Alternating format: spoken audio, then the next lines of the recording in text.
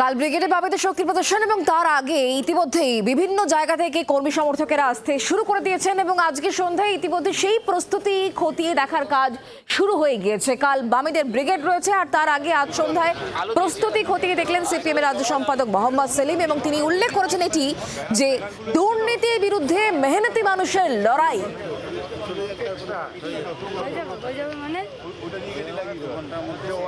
অনেক মানুষ আজকে চলে আসার কথা, চলে এসছেনও, কিন্তু এসব পুলিশ আর আর্মি যোগাযোগের অসুবিধার জন্য যেটা ধর্মতলা থাকার ব্যবস্থা ছিল সেটা নেই, শুধু রামলীলা ময়দানে আছে। অনেক মানুষের কষ্ট হবে। কালকে সকালে অনেক বেশিরভাগ মানুষ আসবেন, কিন্তু এটা মেহনতি মানুষের, খেটে খাওয়া মানুষের, দুর্বল অংশের, প্রান্তিক মানুষের লড়াইয়ের একটা অংশ। তারা আসবেন লুটের খাওয়াদের বিরুদ্ধে, লুটেরাদের বিরুদ্ধে খেটে খাওয়া লোকেদের লড়াই। আমরা 25 তারিখে ফেব্রুয়ারি মাসে রাজ্য সম্মেলন শেষ করেছিলাম।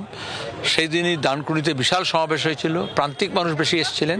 সেদিন আমরা বলেছিলাম 25-এ সম্মেলন শেষ, 26 থেকে 26-এর শুরু।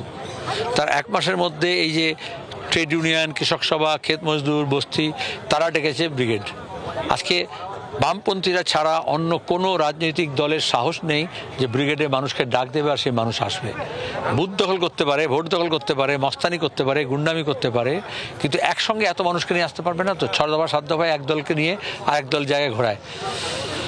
সেখানে খেটে খাওয়া মানুষ আসছে, সেখান থেকেই ডাক হবে যাতে 26-এ শুধু মাঠে ময়দানে নয়, আলপথে নয়, যাতে রাজপথে শুধু নয়, যাতে যেখানে আইন তৈরি হয়, যেখানে নিয়ম তৈরি হয়, সেখানে এই খেটে খাওয়া মানুষের, মেহনতি মানুষের প্রতিনিধিত্ব যাতে বাড়ে। বাংলার আওয়াজ, বাঙালির আবেগ, জি 24 ঘন্টা।